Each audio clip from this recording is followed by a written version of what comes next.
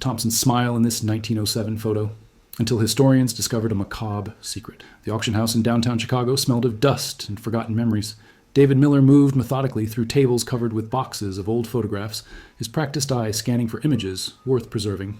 As a restoration specialist with 15 years of experience, he had learned to see past surface damage to the historical value beneath. Most of what he found that Saturday morning was unremarkable. Faded wedding portraits, stiff Victorian families, blurred snapshots of people whose names had been lost to time. But then his finger stopped on a particular photograph. Its edges curled and stained, the emulsion cracked in several places. The image showed a family of 5 standing in front of a large wooden barn. The date, 1907, was written in faded pencil on the back, along with a single word, Thompson. The family appeared prosperous. The father wore a dark suit with a watch chain visible across his vest. The mother's dress was elaborate for farm life, and 3 children stood between them, all smiling broadly at the camera. It was, by all appearances, a typical portrait of rural American success in the early 20th century. The kind of image that appeared in history textbooks to illustrate the prosperity of the Midwest before the Great Depression. David almost passed it over. Almost. But something about the photograph held his attention. Perhaps it was the quality. Despite the damage, the image was remarkably sharp, suggesting a skilled photographer. Or perhaps it was something less definable, a subtle wrongness he couldn't quite identify. He turned the photograph over again, studying the pencil notation. Just Thompson, 1907. No first names, no location, no photographer's mark. Anonymous prosperity frozen in silver gelatin. David purchased it for $25, along with several other images from the same estate sale. The auctioneer barely glanced at it, noting only farm family, early 1900s, condition poor in his ledger. As David carefully placed the photograph in an acid-free sleeve, his eye caught something in the background of the image, a shadow behind the barn that seemed oddly shaped, almost human. He squinted at it, but the damage to the photograph made it impossible to see clearly. Back in his studio, he told himself, he would examine it properly under magnification and proper lighting. He would restore it, preserve it, perhaps identify the family and their descendants. He had no idea that what waited in the shadows behind that barn would force him to confront one of America's darkest and most deliberately forgotten crimes, or that the Thompson family's bright smiles concealed a horror that experts would struggle to comprehend. David's restoration studio occupied the second floor of a converted warehouse in Chicago's West Loop. Large windows provided the natural light essential for examining photographic materials, and his equipment, digital scanners, microscopes, chemical baths for wet plate restoration, represented the intersection of historical preservation and modern technology. He placed the Thompson photograph on his light table, studying it under magnification. The family came into sharper focus. The father, perhaps 40 years old, stood with one hand on his son's shoulder, his expression confident and proprietorial. The mother, slightly younger, held an infant, while 2 other children, a girl of about 10 and a boy of 7, stood smiling in their Sunday clothes. The barn behind them was substantial, suggesting a prosperous farm. David could make out details in the wood grain, the metal hinges on the large doors, even the texture of the shingled roof. The photographer had been skilled. The depth of field was excellent, keeping both the family and the background architecture in focus. But it was what lay beyond the barn that drew David's attention now. That shadow he had noticed at the auction. Under magnification, it resolved into something more defined. Not just a shadow, but a dark shape partially obscured by the barn's corner. David reached for his digital scanner, a high-resolution device capable of capturing details invisible to the naked eye. He carefully positioned the photograph and began the scanning process, working in sections to build a complete digital image at maximum resolution. The process took 90 minutes. When he finally opened the composite file on his computer, he could zoom in on any area of the photograph with extraordinary clarity, revealing details the original viewers in 1907 might never have noticed. He navigated to the area behind the barn and began increasing magnification. The dark shape became clearer with each increment. It was definitely not a shadow or a piece of farm equipment. It was a human figure. David felt his pulse quicken. He adjusted the contrast and brightness, trying to overcome the underexposure in that corner of the frame. The figure was standing, or perhaps hanging, in a strange position. Something about the posture was wrong, unnatural. He zoomed in further, and his breath caught in his throat. The figure was a woman. Even through the degraded image quality, he could distinguish the outline of a dress, the curve of shoulders, the angle of a head. But she wasn't simply standing in the background. Her arms appeared to be raised, not in a wave, but in a position suggesting restraint. David enhanced the image further using software that could extrapolate details from shadow and light variations. As the picture clarified, he saw what had initially registered as visual noise resolve into something specific and horrifying. Metal chains, clearly visible, running from the woman's neck to the barn's structural beam. She was chained. In 1907, 42 years after the 13th Amendment abolished slavery in the United States. David sat back from his monitor, his hands trembling. He looked at the Thompson family in the foreground. Their bright smiles, their prosperous clothing, their obvious pride. And behind them, deliberately or accidentally captured by the camera, evidence of a crime that should have been impossible in the 20th century. He reached for his phone, then hesitated. Who could he call? What authority investigated crimes more than a century old? And more importantly, what had happened to the woman in chains? David spent the rest of the day working on the image, using every digital restoration technique he knew to clarify the figure behind the barn. Each enhancement revealed more disturbing details. The woman was African American, visible now in the contrast between her skin and the pale wood of the barn. Her dress was not the simple work clothing of a farm laborer, but something more degraded, torn fabric that hung in strips, suggesting long-term neglect. But it was her face that haunted him most. As the resolution improved, he could distinguish her features. Gaunt cheeks, suggesting malnutrition, eyes that stared not at the camera but downward in what looked like exhaustion or despair. She wasn't posing. She might not have even known the photograph was being taken. David saved multiple versions of the enhanced images, then sat back to think clearly. He needed help, someone with expertise in this period of American history, someone who could help him understand what he was looking at and what it meant. He called Dr. Patricia Hayes, a professor of African American history at Northwestern University. They had worked together before, when David had restored a collection of photographs from Chicago's Great Migration. Patricia answered on the third ring. "David, it's been a while. What can I do for you?" "Patricia, I need you to look at something. Today, if possible. It's disturbing." An hour later, Patricia sat in David's studio, staring at the enhanced image on his monitor. She had gone very still, her professional composure barely containing what David recognized as profound anger. "This is real?" she asked quietly. "Not manipulated or staged. I've verified the photograph's authenticity. The paper stock, the emulsion type, the degradation patterns, all consistent with 1907. And look here." David showed her the original unenhanced version. The woman is barely visible in the original. She wasn't added digitally. She was there when this picture was taken. Patricia leaned closer, studying the chains. "Peonage," she said. "That's what they called it. After the Civil War, after the 13th Amendment, slavery was officially abolished, except as punishment for crime. But in practice, particularly in isolated rural areas, forms of forced labor continued for decades. People were trapped by debt, by legal manipulation, by violence, and the threat of violence." "But this is Indiana in 1907, David said. "Not the Deep South during Reconstruction. This is the industrial era, 40 years after emancipation." "Which is exactly why this photograph is so important," Patricia said, her voice intense. "The narrative we're taught is that slavery ended in 1865, that the 13th Amendment solved the problem. But the reality was far more complex and far more horrific. Peonage, convict leasing, debt slavery, these systems persisted well into the 20th century, particularly in rural areas where authorities either didn't care or were actively complicit." She pointed at the Thompson family in the foreground. "These people, prosperous farmers, probably respected in their community, maybe members of their church, they held a woman in chains in 1907. And they were confident enough about it to allow a photographer on their property to pose for a family portrait, knowing she was visible in the background." David felt sick. "They didn't think they were doing anything wrong. Or they knew no one would hold them accountable," Patricia corrected. "Local law enforcement in rural communities was often controlled by the wealthiest landowners. Who would this woman complain to? Who would believe her?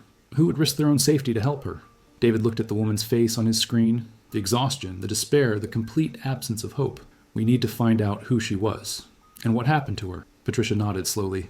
"Then we need to identify the Thompson family, find out where this farm was located, and dig through records that people in power spent a century trying to bury." Identifying the location of the Thompson farm took 3 days of intensive research. David and Patricia worked together, combining their expertise to narrow down possibilities. The photograph's back bore only Thompson, 1907. No town, no county, no state confirmation beyond David's purchase location in Chicago. Patricia started with census records, searching for Thompson families in Indiana who owned substantial farms in 1907. The name was common. Dozens of possibilities emerged, but she cross-referenced with agricultural surveys from that period, looking for farms large enough to support the size of barn visible in the photograph. David approached the problem from a different angle. He studied the architecture of the barn itself, identifying construction methods and design features specific to certain regions and time periods. The barn's style, timber frame with vertical board siding and a gambrel roof, was common in Indiana and Illinois during the late 1890s and early 1900s. He also examined the background of the photograph more carefully. Behind the barn, barely visible, was a tree line that suggested flat terrain, consistent with Indiana's agricultural regions. And there, at the very edge of the frame, was something he had initially missed: a portion of another building, smaller than the barn, with distinctive limestone blocks visible in its foundation. Limestone construction, David told Patricia. That's specific to certain areas of Indiana, places where limestone was quarried locally and used in building. Patricia pulled up geological surveys. Southern Indiana has extensive limestone deposits. Towns like Bedford, Bloomington, Salem, all in that region. She returned to her census data, filtering for Thompson families in southern Indiana counties. The breakthrough came from an unexpected source: a county historical society in Monroe County, Indiana. Patricia had sent inquiry emails to dozens of such organizations, and the volunteer archivist in Monroe County responded with a scanned document, a property deed from 1895, showing the sale of 240 acres to William J. Thompson, farmer. The property was located 3 miles outside Bloomington, in a township called Clear Creek. The deed included a basic property sketch showing the placement of a barn, house, and outbuildings, a layout that matched the spatial relationships visible in the photograph. William J. Thompson, Patricia read aloud. Born 1867, married to Margaret Thompson. 3 children listed in the 1910 census: Sarah, age 13, William Jr., age 10, and Robert, age 3. David compared the ages to the children in the photograph. If this was taken in 1907, Sarah would have been about 10, William Jr. about 7, and Robert would have been an infant. That matches what we see in the image. They had found the family. Now they needed to find records of who else lived, or was held, on that property. Patricia began searching through census records more carefully. The 1910 census, taken 3 years after the photograph, listed the Thompson household as containing 5 people: William, Margaret, and their 3 children. No servants, no laborers, no additional residents. That doesn't mean she wasn't there, Patricia said quietly. People held in forced labor were often not recorded in official documents. They were invisible by design. David pulled up maps of Monroe County from 1907. The Thompson farm was indeed isolated, 3 miles from the nearest town, surrounded by other large farms. If someone was being held there against their will, they would have been effectively cut off from help. We need to visit the location, Patricia said. See if the farm still exists, if there are any surviving structures. And we need to search local records, newspaper archives, court documents, anything that might tell us who this woman was and what happened to her. David looked at the photograph again, at the woman chained behind the barn. She had a name, a history, a life before this moment. Finding it meant excavating more than a century of deliberate silence. When can we leave? He asked. Tomorrow morning, Patricia replied. I've already contacted the Monroe County Historical Society. They're expecting us. All it works. He drove to Bloomington early the next morning. Patricia's car loaded with laptops, research materials, and copies of the enhanced photograph.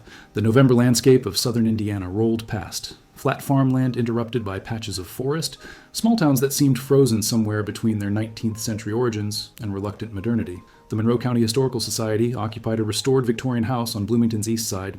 They were met by Eleanor, a retired librarian in her 70s, who had volunteered with the society for 30 years. She studied the photograph David showed her with a mixture of fascination and growing horror. The Thompson farm, she said slowly.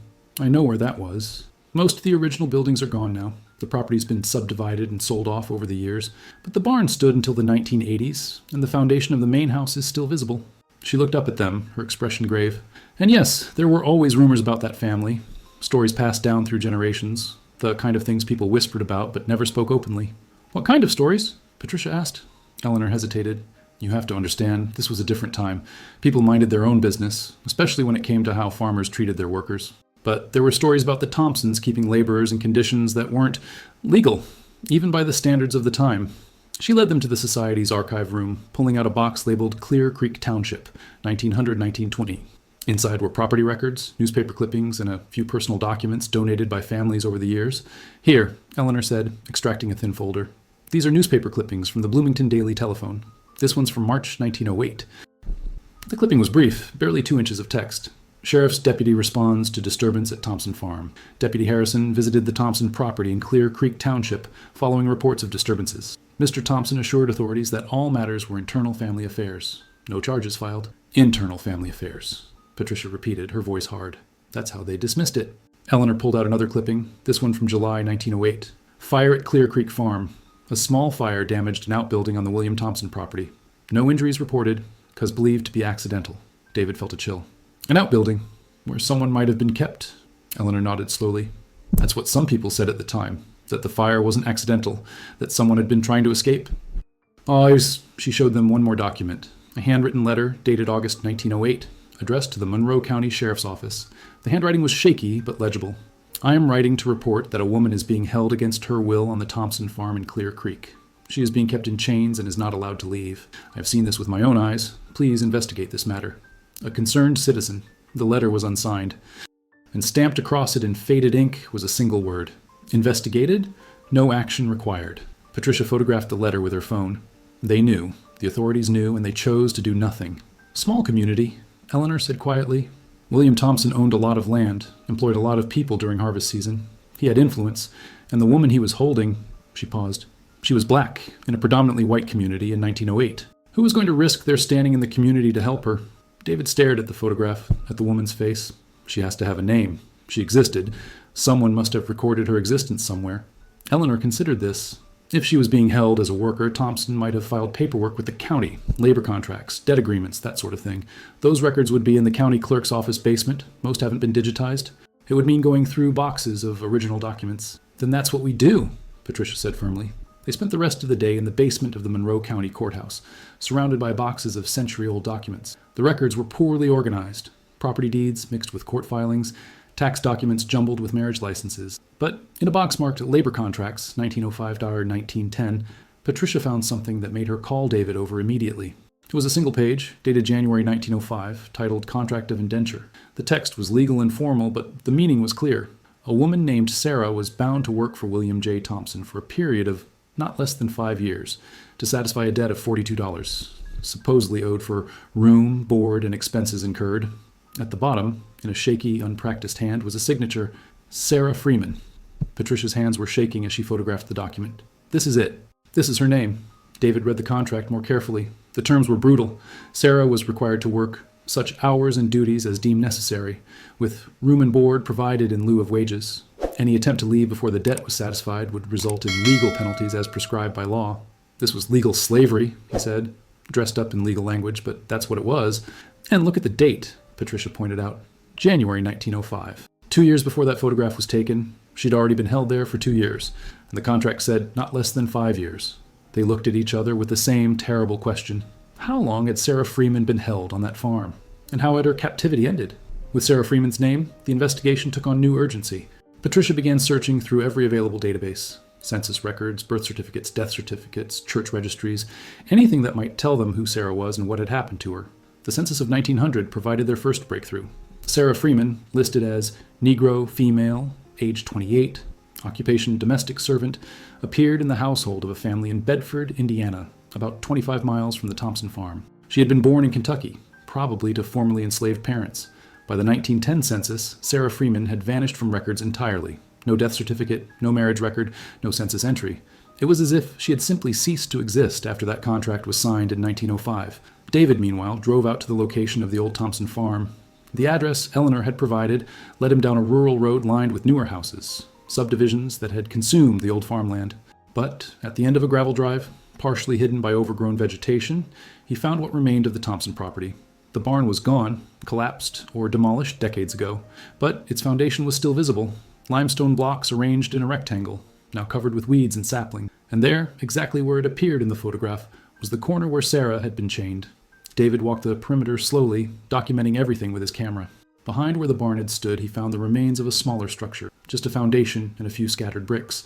This must have been the outbuilding destroyed in the 1908 fire. He knelt down, examining the ground. Among the weeds and fallen leaves, something caught his eye, a piece of rusted metal, chain-like in appearance. He carefully extracted it. 3 links of heavy chain, corroded, but unmistakably made for restraint, not for farm equipment. David bagged the chain links as evidence, his hands shaking. This was real. This had happened. Sarah Freeman had been held here in chains, while the Thompson family went about their lives just yards away. Back in Bloomington, Patricia had found something equally significant. In the archives of a small African-American church that had served the black community in Monroe County, she discovered a record book from 1909. And there, in careful handwriting, was an entry. Prayer requested for Sarah Freeman, missing since 1908. Lord, bring her home or grant her peace. The entry was signed by Reverend James Porter, pastor. Patricia tracked down information about Reverend Porter through church records. He had served the congregation from 1905 to 1920, and his descendants still lived in the area. One of them, his great-grandson Marcus Porter, agreed to meet with Patricia the next day. Marcus was a retired teacher in his 60s, living in a modest house on Bloomington's south side. He invited Patricia and David into his living room, where old family photographs covered the walls. My great-grandfather kept journals, Marcus said, retrieving a cardboard box from a closet. He documented everything that happened in the community, births, deaths, marriages, troubles. I've been meaning to donate these to a historical archive, but he trailed off. Some of what's in here is painful to read. He opened one of the journals, its pages yellowed but still legible. He wrote about Sarah Freeman several times. She was part of his congregation before she disappeared. Here, he found a page dated April 1908. Listen to this. Sister Sarah has not been seen in church for many months. I visited the Thompson farm where she is said to work, but was turned away at the road by Mr. Thompson himself, who threatened me with violence if I returned. I fear greatly for her safety, but the law will not intervene. Lord, protect your daughter in her suffering. Patricia felt tears burning her eyes. He tried to help her. He tried, Marcus agreed. But in 1908, a black minister had no power against a white landowner. My great-grandfather wrote to the sheriff, to the county authorities, even to the state legislature. All his letters were ignored or dismissed. He turned to another page, this one dated September 1908. Word has reached me that Sister Sarah may have perished in the fire at the Thompson property. Some say she started the fire herself, seeking freedom through death rather than continued bondage. Others say the Thompsons set the fire to conceal evidence of her condition. I have no way to verify either account. If she has passed from this world, I pray she found the peace and freedom denied to her in life. David and Patricia exchanged looks. The fire. The same fire mentioned in the newspaper as affecting an outbuilding, dismissed as accidental. Is there a grave? David asked. Did anyone in the community bury her? Marcus shook his head slowly. If she died in that fire, her body was never recovered. Or if it was, the Thompsons disposed of it without ceremony. My great-grandfather wrote that he said prayers for her soul, but there was no funeral, no burial, no marker. She just disappeared. David and Patricia decided they needed more than historical documents. They needed physical evidence that could definitively prove what had happened to Sarah Freeman. David contacted Dr. Rachel Kim, a forensic archaeologist from the University of Chicago who specialized in historical crime scenes. After reviewing the evidence, the photograph, the documents, the chain links David had found, Dr. Kim agreed to conduct a site survey of the former Thompson property. If Sarah had died in the fire at the outbuilding, there might still be forensic evidence in the soil. 3 weeks later, Dr. Kim arrived with a team and ground-penetrating radar equipment. The current property owner, initially skeptical, granted permission after learning about the investigation's historical significance. The survey took 2 full days. Dr. Kim's team systematically scanned the area where the outbuilding had stood, looking for anomalies in the soil that might indicate human remains or buried artifacts. On the second afternoon, the radar detected something. A concentrated mass approximately 5 feet below the surface. In what would have been the corner of the outbuilding, the same corner where Sarah had been chained in the photograph. There's something there, Dr. Kim told David and Patricia. We need to excavate, carefully. The excavation began the next morning under proper archaeological protocols. Dr. Kim's team worked slowly, removing soil layer by layer, documenting everything. At 3 feet down, they found charred wood, remains of the burned building. At 4 feet, they found more metal, chain fragments, heavily corroded but unmistakable. And at 5 feet, they found bones, human bones. Dr. Kim called everyone over, her face grim. This is a human skeleton, female, based on the pelvic structure. Age at death approximately 30 to 35 years old. And look, she pointed with a gloved hand, still wearing restraints. Around the skeleton's neck was a heavy metal collar, rusted but intact, with chain links still attached. The woman had been buried, or had died, while still in chains. Patricia had to walk away, her emotions overwhelming her professional composure. David stayed, documenting everything with his camera, needing to witness this final evidence of Sarah's suffering. Dr. Kim continued the excavation, revealing more of the skeleton. The bones showed signs of healed fractures, ribs, an arm, fingers, indicating repeated physical trauma over an extended period. The teeth showed severe decay from malnutrition. This woman suffered extensive abuse, Dr. Kim said quietly. These injuries are consistent with years of physical violence and deprivation, but the most damning evidence was what they found near the skeleton's right hand. Partially preserved by the soil chemistry, pressed against the bone, was a piece of paper. Dr. Kim carefully extracted it, placing it in a protective container. Back in her mobile laboratory, she used specialized techniques to unfold and stabilize the document. It was a note, written in the same shaky handwriting that had appeared on Sarah's contract of indenture. My name is Sarah Freeman. I was born free. I'm held here against my will by William Thompson. If I am found dead, know that I did not choose this. Tell my story. Do not let me be forgotten. Patricia broke down when she read those words. David had to step outside, unable to contain his grief and rage. Sarah had known she might die. She had written her own testimony, hidden it on her body, and waited for someone to find it. Dr. Kim sent samples for carbon dating and DNA analysis, but the physical evidence was already overwhelming. The skeleton matched Sarah's age and description. The location matched the site of the 1908 fire. The restraints matched the chains visible in the photograph, and the note provided direct testimony from Sarah herself. They had found her. After more than a century of being erased from history, Sarah Freeman had been discovered, and her story could finally be told. The discovery of Sarah Freeman's remains created immediate and widespread attention. Dr. Kim reported the findings to the Monroe County Coroner's Office, which officially classified the death as a homicide, one of the oldest cold cases in Indiana history. David's restored photograph went viral within hours of being released to the media. News outlets across the country picked up the story. Hidden in Plain Sight, 1907. Photo reveals enslaved woman behind smiling family. The image of the Thompson family, smiling and prosperous, juxtaposed with the barely visible figure of Sarah in chains, became a powerful symbol of America's unconfronted history. But the investigation also sparked controversy. The Thompson family still had descendants in Monroe County, including a prominent local business owner named Richard Thompson, William Thompson's great-grandson. He issued a statement through his lawyer denying any family wrongdoing and claiming the evidence was being misinterpreted. Patricia and David found themselves at the center of a heated public debate. Local historians and community members divided into camps, some demanding full acknowledgement of the crimes committed, others insisting that judging historical actions by modern standards was unfair. A town hall meeting was organized at Bloomington City Hall. The room was packed. Descendants of the Thompson family, members of the black community, historians, activists, and media representatives. The tension was palpable. David stood at the podium, the enhanced photograph displayed on screens throughout the room. "This isn't about judging the past by modern standards," he said clearly. Slavery was illegal in 1907. Holding someone in chains was a crime in 1907. The 13th Amendment was ratified in 1865, 42 years before this photograph was taken. What William Thompson did to Sarah Freeman was criminal, even by the standards of his own time. Patricia followed, her voice steady but passionate. And this isn't an isolated case. Our research has uncovered records of at least 7 other people held in forced labor on Monroe County farms between 1880 and 1920. Sarah's story isn't unique. It's evidence of a systematic pattern of peonage and illegal slavery that local authorities knew about and chose to ignore. She displayed documents, labor contracts, sheriff's reports dismissed without investigation, letters from concerned citizens that were filed and forgotten. This community benefited from forced labor. These crimes were committed openly because the perpetrators knew they wouldn't be held accountable. And for over a century, Sarah Freeman and others like her were erased from history because acknowledging them would require acknowledging this community's complicity. Richard Thompson stood, his face red with anger. "My great-grandfather was a respected member of this community. He employed dozens of people, supported local churches, contributed to town development. You're destroying his reputation and my family's name based on, what? An old photograph and a skeleton that could be anyone?" "Doctor," Kim stood to respond, "the DNA analysis has been completed. We compared samples from the remains with DNA from Sarah Freeman's known descendants, her sister's great-grandchildren, whom we located in Kentucky. The match is definitive.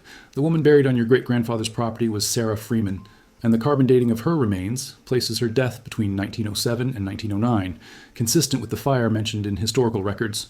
The room erupted in argument. But one voice cut through the chaos, an elderly black woman in the front row, her hand raised. The moderator recognized her. "Mrs. Freeman, you have the floor." Joyce Freeman, 91 years old, stood with the help of a cane. "Sarah Freeman was my great-aunt," she said, her voice carrying despite her age. "My grandmother, Sarah's sister, spent her entire life wondering what happened to her. She reported Sarah missing to every authority she could find. No one listened. No one investigated. And my grandmother died believing her sister had simply vanished, that she'd never know the truth." She turned to face Richard Thompson directly. "Your family stole my great-aunt's freedom. They worked her to death. They buried her in chains like she was nothing. And then they went on with their lives, smiling for photographs, respected and prosperous, while my family grieved and searched and were ignored." Her voice broke. "You want to protect your family's reputation? My family wants justice. And Sarah Freeman deserves to finally have her name and her story known." The room fell silent. Even Richard Thompson had no response. The weight of Joyce Freeman's words, the accumulated grief of generations, hung in the air like a judgment. In the months following the discovery, Bloomington underwent a painful but necessary reckoning with its history. The city council voted to establish a historical marker at the site where Sarah Freeman's remains had been found. A committee was formed, including Patricia, David, Joyce Freeman, and members of the local black community, to design a memorial that would honor Sarah and acknowledge the broader history of forced labor in Monroe County. The memorial was dedicated on a cold morning in March, exactly 116 years after Sarah's death. A large crowd gathered at the site. Descendants of Sarah's family, community members, historians, and media representatives from across the country. Even some members of the Thompson family attended, including Richard Thompson, who had issued a formal apology and established a scholarship fund in Sarah Freeman's name. The memorial itself was simple but powerful. A bronze statue of a woman breaking free from chains, her face uplifted and determined. At the base was a plaque with Sarah's photograph, reconstructed from the enhanced section of the original image, and text that read, "Sarah Freeman, 1872-1908, born free, died in bondage. Forgotten by history, remembered now. May her suffering illuminate the injustices that persist when power goes unchecked and voices go unheard." Joyce Freeman spoke at the dedication, tears streaming down her face. "My great-grandmother never stopped looking for Sarah. She never stopped believing Sarah's story mattered. Today, we fulfill that belief. Today, Sarah comes home." Patricia also spoke, placing the historical context. Sarah Freeman's story is America's story. We like to believe that slavery ended in 1865, that justice prevailed and freedom was secured, but the truth is far more complicated. Systems of oppression persisted long after the law changed, because laws are only as strong as the will to enforce them. Sarah's chains were real, but so were the chains of indifference, complicity, and deliberate blindness that allowed her suffering to continue and her story to be buried. David, standing at the back of the crowd, thought about the photograph that had started everything, the Thompson family's bright smiles, their obvious prosperity, and the barely visible figure of Sarah in the background. He thought about how easily she could have remained invisible forever, just another forgotten victim of a history people preferred not to confront. After the ceremony, as the crowd dispersed, Joyce Freeman approached David and Patricia. "Thank you," she said simply. "You gave my family something we never thought we'd have, the truth. And you gave Sarah something even more important. She's no longer invisible." David carefully unwrapped the original photograph, now preserved in an archival frame. He presented it to Joyce. "This belongs to your family now. Sarah made sure she was captured in this image. She knew someday someone would look closely enough to see her. She was bearing witness, and now her testimony has been heard." Joyce took the photograph with trembling hands, staring at the image of her great-aunt, the thin figure in chains, the exhausted posture, but also the determined angle of her head, as if even in her suffering, Sarah had refused to be completely broken. "She was strong," Joyce said quietly, "stronger than anyone should have to be." Dr. Kim had arranged for Sarah's remains to be properly buried in the Freeman family plot in Kentucky, where her sister and parents were interred. A funeral was planned for the following month, 116 years late, but finally providing Sarah with the dignity and recognition she had been denied in life. As David and Patricia drove back to Chicago that evening, they rode in silence for a long time. Finally, Patricia spoke. "How many more are there, do you think? How many other Sarah Freemans are hidden in old photographs, buried in unmarked graves, erased from official records?" David thought about the auction house where he'd found the Thompson photograph, about the thousands of old images that passed through such places every year, most of them never examined closely, never subjected to the kind of scrutiny that had revealed Sarah's presence. "Too many," he said. "Far too many." But they had given voice to one. They had made Sarah Freeman visible, and perhaps that would inspire others to look more closely at the historical images they encountered, to see past the obvious subjects, to the people deliberately or accidentally captured in the margins, the servants, the workers, the people whose stories were considered unimportant by those who controlled the narrative. History, David had learned, was not just what was prominently displayed. Sometimes the most important truths were hidden in the shadows, waiting for someone willing to look closely enough to see them. 6 months after Sarah Freeman's memorial dedication, David received a package in the mail. It was from a woman in Mississippi who had seen the news coverage of Sarah's story. Inside was another old photograph, this one from 1912, showing a plantation house with a wealthy family posed on the front steps. And there, barely visible through a window in the background, was a figure the sender had noticed only after reading about David's work, possibly another person held in illegal bondage. The letter accompanying the photograph was simple. "Please help me understand what I'm seeing. Please help me tell their story." David shared the image with Patricia, and they began the process again. Enhancement, historical research, the search for names and context. It became clear that their work with Sarah Freeman's photograph had opened a door to a much larger project. Over the following year, they received dozens of similar photographs from people across the country, images that had been stored in attics and estate sales, images where closer examination revealed figures in the background, people whose presence had been overlooked or deliberately ignored. Not all of them showed evidence of forced labor or abuse, but many did. Each one represented a story that had been buried, a person who had been rendered invisible by history. David and Patricia established the Hidden Voices Project, a nonprofit organization dedicated to identifying and researching these marginalized figures in historical photographs. They partnered with universities, historical societies, and forensic experts to investigate each case thoroughly. The project gained national attention. Museums began re-examining their collections, looking more carefully at the backgrounds of historical photographs. Historians started asking new questions about who was present in documented history but not acknowledged. Descendants of enslaved and exploited people found validation and recognition for stories their families had passed down, but that official histories had dismissed. Joyce Freeman became an advocate and spokesperson for the project. At 92, she traveled to conferences and schools, telling Sarah's story and emphasizing the importance of seeing the invisible, of questioning the narratives that power creates about itself. "Every photograph tells multiple stories," she would say, "but we have to be willing to look beyond the obvious subject, beyond what we're supposed to see, to find the whole truth." The Thompson photograph, restored, enhanced, and properly preserved, became the centerpiece of a traveling exhibition about forced labor and peonage in early 20th century America. It was displayed alongside the documentation of Sarah's life and death, her labor contract, Reverend Porter's journal entries, the note found with her remains, and photographs of her memorial and burial. The exhibition forced viewers to confront uncomfortable questions. How many similar images exist in family albums and historical archives? How many stories remain buried? And what does it say about our society that these crimes were committed openly, documented inadvertently, yet ignored for over a century? For David, the work became a calling rather than just a profession. Each photograph he restored now received extra scrutiny. He trained other restoration specialists to look beyond the primary subjects, to examine margins and backgrounds, to see the complete human story contained in each frame. Patricia incorporated the Hidden Voices project into her teaching, having students conduct similar research on historical photographs from their own communities. Her courses became some of the most popular at Northwestern, as students discovered that history was not a closed book, but an ongoing investigation, with new truths constantly emerging from careful examination of evidence that had always been there, waiting to be seen. On the anniversary of Sarah Freeman's memorial dedication, David returned to Bloomington. He stood before the bronze statue, now weathered slightly by a year of Indiana seasons. Fresh flowers had been placed at its base. Joyce Freeman's family maintained the memorial carefully, ensuring Sarah was never again forgotten. David thought about that moment in the auction house when his fingers had stopped on the Thompson photograph, when something he couldn't name had told him to look more closely. He thought about Sarah, holding herself visible in that image despite her chains, despite her suffering, bearing witness to her own story because she knew, somehow knew, that someday someone would see. A young woman approached the memorial, a college student by her appearance, holding a camera. She photographed the statue carefully, then noticed David watching. "Are you the historian who found her?" she asked. "The one who restored the photograph?" David shook his head. "I just helped make her visible. Sarah Freeman found herself. She made sure she was in that photograph. She wrote her own testimony and kept it with her even in death. I just had the privilege of bringing her story to light." The student nodded thoughtfully, looking back at the statue. "My professor assigned us to research hidden figures and historical photographs from our own families. I found one. My great-great-grandmother, who I never knew existed. She was a domestic worker. In every family photo, she's standing in the background, separate from the white family she worked for. My family never talked about her, but she was there, in every image, bearing witness." David smiled. "Then tell her story. Make her visible. That's how we honor people like Sarah Freeman, by ensuring that no one else remains invisible." As the student walked away to continue her research, David took one last look at the memorial. Sarah's bronze face was turned toward the sky, her broken chains falling away, her posture one of strength and dignity finally recognized. The Thompson family had smiled for their photograph in 1907, confident in their prosperity and certain of their impunity.